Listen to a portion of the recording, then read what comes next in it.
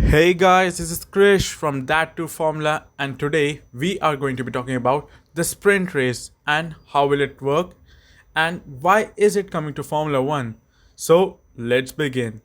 So, sprint race is essentially a shortened version of a normal race taking over a shorter distance. It was first of all introduced in Formula 2 with sprint race being 120 kilometers and the feature race being 170 kilometers with moderate amount of success in F2. Well, how will it work? So, sprint qualifying races will be run over 100 kilometers and will take about 25 to 30 minutes. The starting order of the sprint race will be decided by traditional qualifying on Friday, while the results of the sprint race will determine the starting order for the Sunday's race. So, how will the sprint race weekend format will be? The weekends with the sprint race will have different timetables to the normal race weekend. Friday changes mean that the new 2021 format of two 1 hour free practice session reduced to two 90-minute session used last year will swap to just a single 1 hour practice session followed by the traditional three-part qualifying knockout format. On Saturday, the familiar 1 hour final practice session remains in place in the morning, but the qualifying is replaced by a sprint race. Sunday remains the same, though with just the F1 Grand Prix in the afternoon.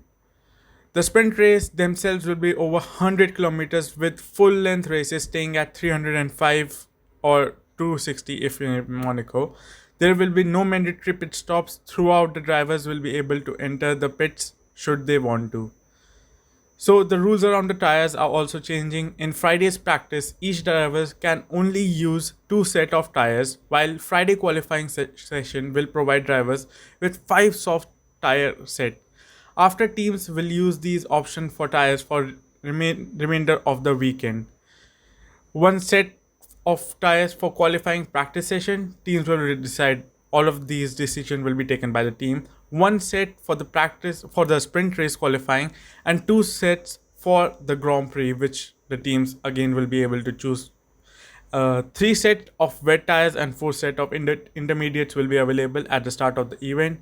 If FP1 or qualifying is wet, the teams will receive an additional set of intermediates, but must return a used intermediate set prior to the sprint race. Let's talk about how the teams and drivers will score for the sprint race. Points will be awarded for the sprint race, but only to the top three finishers. The first place scores 3 points, second 2, and third 1 point. Unlike the full length race on Sunday, there will be no podiums for sprint race. However, the winner will receive a trophy in Parc Ferme, similar to the trophy that the driver who gets the pole position in Pirelli in the qualifying, they get a miniature Pirelli tire. So I saw many people asking what will happen if a driver doesn't finish a sprint race. Well, there hasn't been any official announcement for FIA, but the main assumption is that wherever that driver finishes after his DNF will be the final classification of the sprint race. Now another is how what happens if a car gets damaged. You know, a sprint race, a package is worth about around 500,000 for the three events that has been agreed by the teams.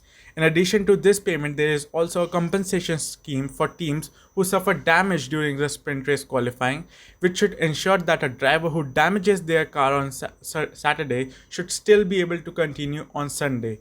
Outside of monetary aspects, if a car suffers a damage during a sprint race, then teams will have to replace the broken parts with like for like parts. This is because cars enter Parc Ferme condition, the point at which the major changes can no longer be made when they enter the qualifying on Friday. So now let's talk about what is going to be the future of sprint races in Formula 1. It's unclear whether sprint races will continue beyond the three planned races for 2021 season. If the races are successful, then they may continue into 2022 season and beyond, though F1 does not intend them to run at every race. However, there is a chance that if drivers, teams or fans don't enjoy the new format, sprint races could be dropped. During the 2016, for example, the controversial elimination qualifying format, which said that in every 90 seconds the slowest car will be eliminated, was dropped just after 2 rounds following a backlash from the drivers. So I hope now you guys know more about the sprint races. If you have any more questions, comment down below.